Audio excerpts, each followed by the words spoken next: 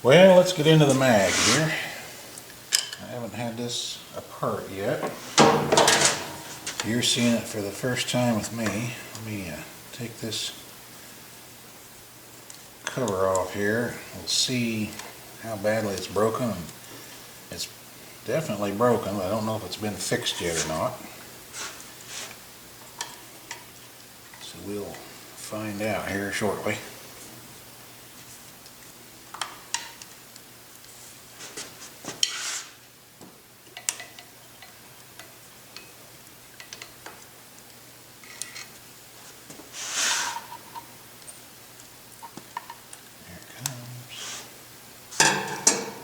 Pretty good in there so far. This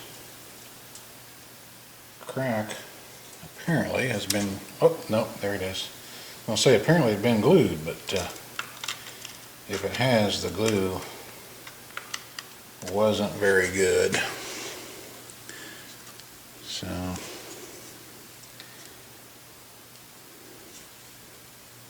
it's been sitting in a hog barn. I smell it inside there.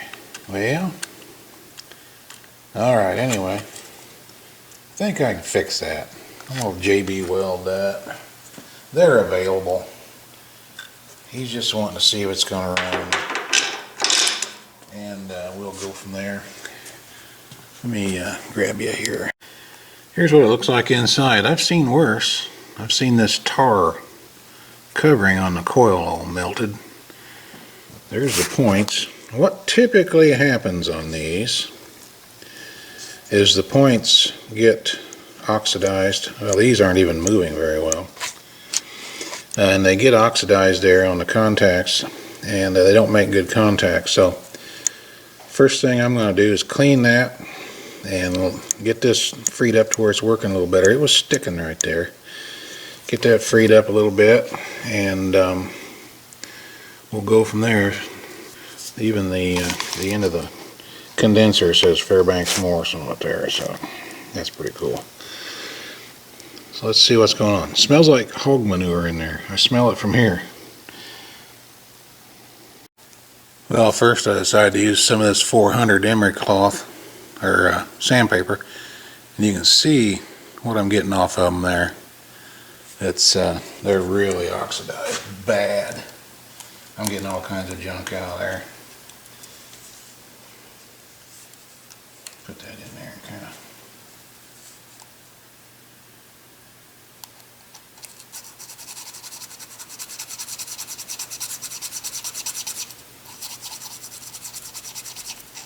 look at that.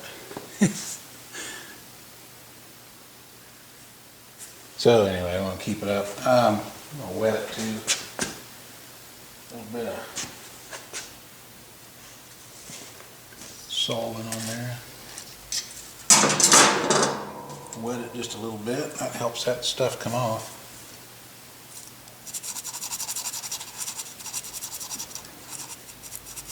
Not saying it's going to happen this time, but 90% of the time on these old things, you just clean these points where they're electrically grounding again, and she miraculously comes to life. This one might be different. We'll see soon enough.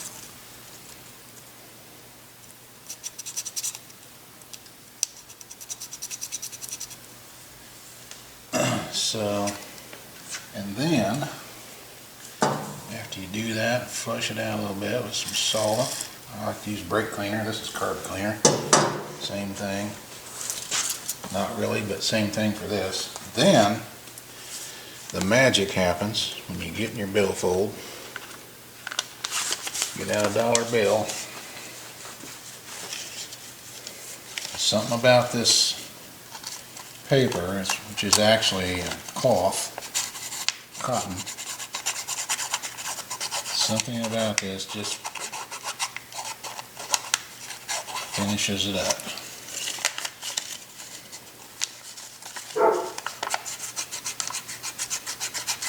There we go.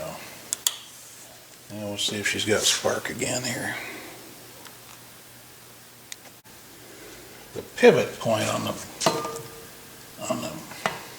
points is not as sticky. I'm going to take some of this miracle juice here and put in there.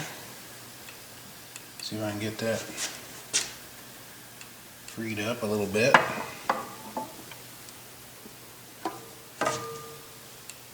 Yeah, there we go. Starting to work a little better.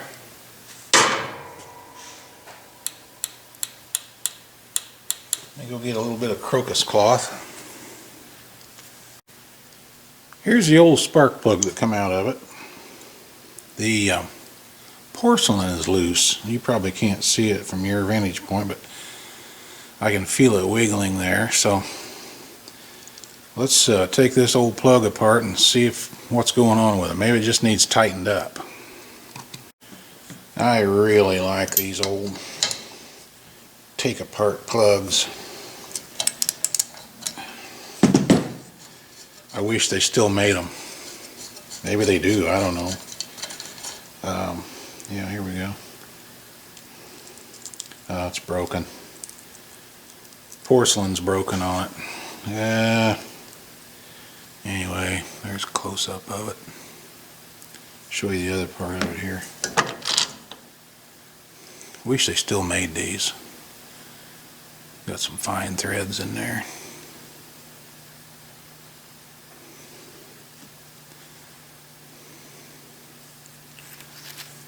So you can either find him a new porcelain. Sometimes you can find these in the flea market, the new porcelains, and these things last 100 years as long as you don't break them, because this part here is glazed, real slick glazing, and so is this part. If I would clean this carbon off here, you'll see that that's glazed as well, and that glazed coating doesn't let fuel penetrate the ceramic and short out the plug, so they literally last forever as long as you don't break them and keep them clean. I just took a rag and wiped this off, and it's not the glass coating. Somebody may have sandblasted it at one time or another, which is something you do not want to do to a plug. And yeah, there it is. You can see it's broken there. Whoops, there's part of it fell apart. So anyway, you can find these in the flea market. Grab them whenever you can find them. They're not going to be around for probably much longer. Neat old plugs. Put it back together here, and this one is a Ward's standard quality, made in the USA. You know, if that had been their exceptional quality or their high quality, it may not have broken. Now, somebody just probably hit it with something and cracked it. That's all it took. Here's the new equivalent, the Autolite 3095, and this is the new replacement for it. So they're still, of course, these are still available. I pick them up at Napa, and they're good old plugs. They don't last as long as the originals, but they're available new when you need them. Okay, we've got spark. I got just a little green alligator clip here. I'm going to put it on the output of the coil terminal there. Coming over here to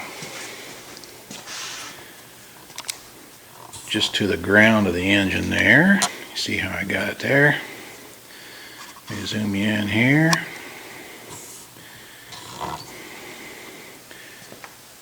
See if we got spark.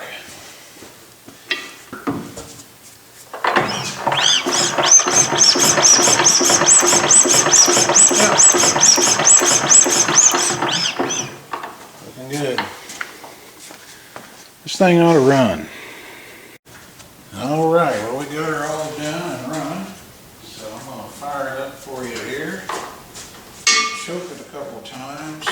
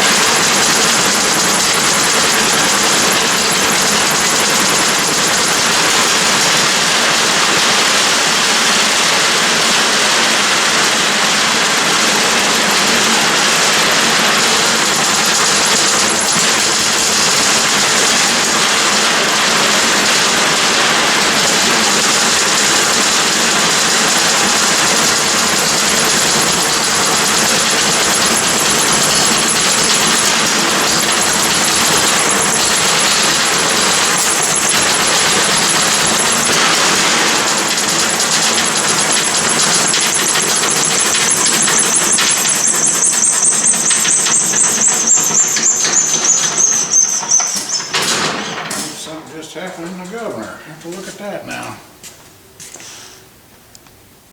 Now I'll get you down off the stand here. Hey, on that run, something happened in the governor and it ran away. The speed ran away, so I've got getting ready to pull this cover off. This back cover back here, and got to pull the mag off. There's a bolt down in there. Got to clean all that crap out when I get this off. A couple bolts here, then this will lift off, and we'll see what happened in the governor.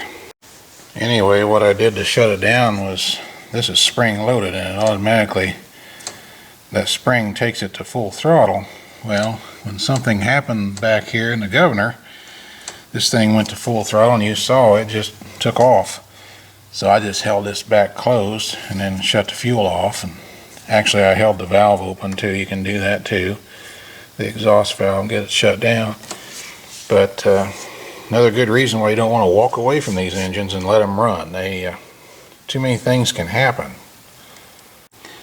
Okay, got these loose. This one up here is a different story. It's got a lot of corrosion on it.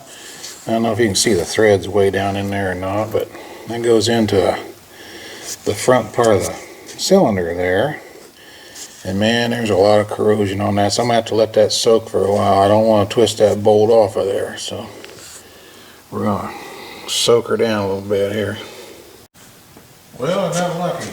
Put a little coil down in there and it came right loose. So still proving that coil stuff, and it's so far it's passing with flying colors.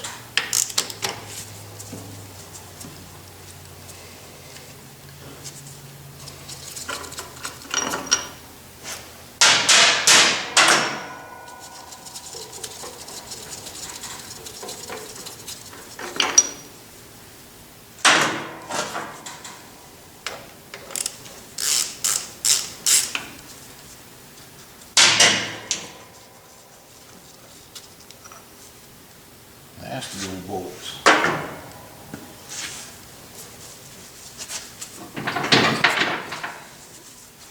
Yeah, let me see if I can get that pried loose there. Get behind you here and get a pry bar.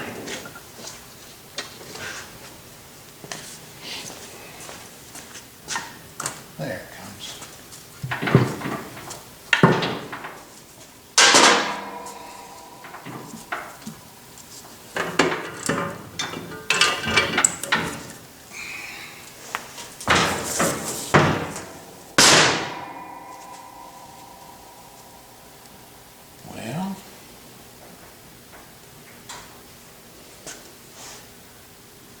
Kind of see what happened. Get you off the stand here and I'll show you before I touch anything. Alright, there's the cover. Here's the governor. It's not supposed to be stuck way over there like that. The gear come off of it. There it's in there.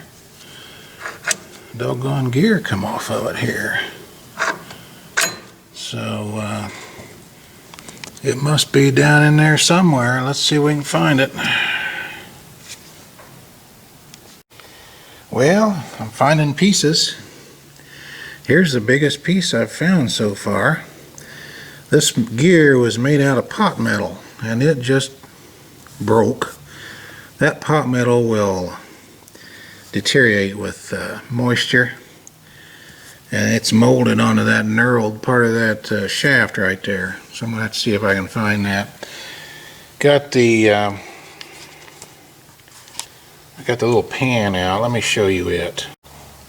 Here's a little oil pan that the rod dips into, and there's pieces of the gear in that. I'm going to have to get that all cleaned up. Took that out thinking maybe I could find more. So now back over here to the engine, I'm going to have to drain the oil and see if I can find, and this is just going to have to be all cleaned up in here anyway. So now's a good opportunity. There's an oil hole right there that's partially blocked with some debris, and I was hoping to find a bigger piece of the gear, but so far just fishing around down in there with my hand I haven't found it. But we'll get the oil out of it and see what we come up with here. And I'm glad this happened before I give it back to him, because that wouldn't have been good if he'd not known what to do to get it shut down. Well, the easiest way to get the oil out of it is to just hang it up here and let her drain. Boy, there's a bunch of junk in there. I'm gonna have to get some salt in there and get all that stuff out of there. It's terrible. Dirty. Well, I'm going to wrap this video up until I find parts. I've got it cleaned up down in there. You can see the bottom of the sump there looks pretty good. I've got to put the pan back in it yet. Put that in there. Got to clean the bolts up and get it back together as soon as I find the parts for it. Let's take a look at the broken pieces. Here is actually the biggest piece that I could find of this gear, and this gear is just, you can see the cracks in it there where it's cracking up and disintegrating, and it just literally disintegrated. It's molded cast, if you will, onto this governor shaft. So I'm going to have to try to find this part. This unscrews with left-hand threads off of here, and I need the gear, the shaft with the gear on it. So we'll stop the video at this point, and I may have to go in search of another parts engine or put some word out that I need this part, and we'll continue with getting this thing back to its owner when we get it running again. But it has come to a screeching halt here. The way it goes sometimes. So anyway, we'll wrap this video up for now, and we'll probably come back maybe with a part, an ending part to it, an outro, so to speak. So stay tuned. Thanks for watching.